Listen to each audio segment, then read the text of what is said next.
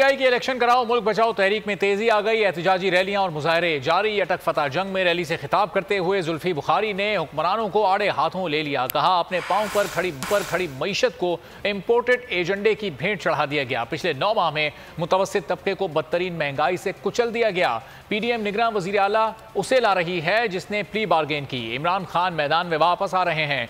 इमरान खान निकलेंगे तो मुखालफिन को छुपने का मौका नहीं मिलेगा।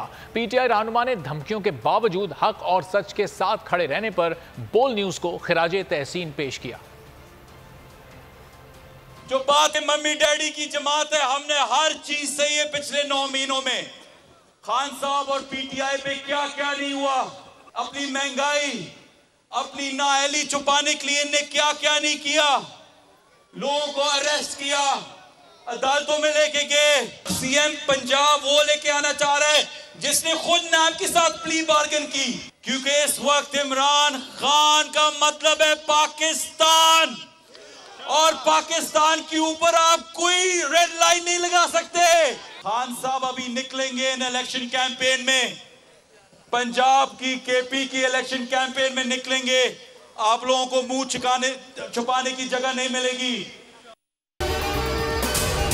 अगर आपको ये वीडियो पसंद आई है तो हमारे चैनल को सब्सक्राइब करें और बेल आइकॉन पर क्लिक करें।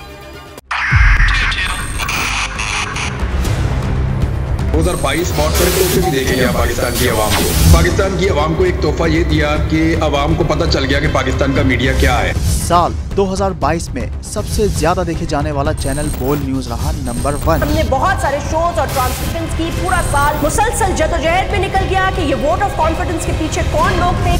तोड़े रेटिंग के सभी रिकॉर्ड। सोशल मीडिया पर भी सबसे ज्यादा तेजी से 2.4 बिलियन व्यूज का संगे मील अबूर किया। एंकर्स को भी आवाम में सबसे ज्यादा मकबूलियत मिली और सोशल मीडिया पर भी बोल रहा सब पर सब्सक्राइब करें और बेल दबाएं ताकि कोई खबर रह न जाए।